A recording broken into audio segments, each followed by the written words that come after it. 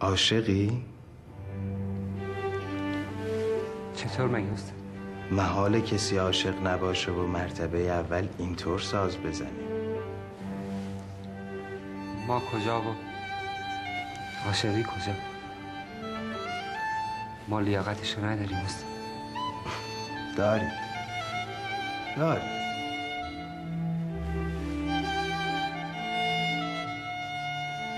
آتشی در خرمن هستی من افتاده بود تا برآرد روزگار از روزگار من دمار.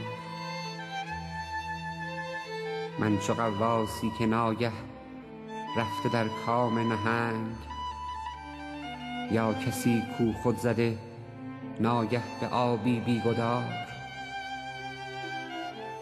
تیر طوفانی که گر بر کوهساران بگذرد، باز نگذارد به جز خاکستری از کوهسار. غرقه غرقاب و دارم دست و پایی میزنم، بی فروغ از هر کران و ناامید از هر کنار. گه به جانم آتش تحمیل تسلیم و رضاست، گه به مغزم برق فکر انتقام و انتحار. سرفکندم پیش و رفتم رو به سوی سرنوشت،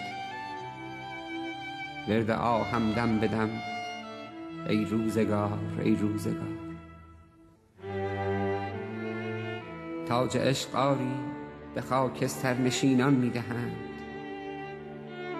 هر گدای عشق را حافظ نخواند شهریار.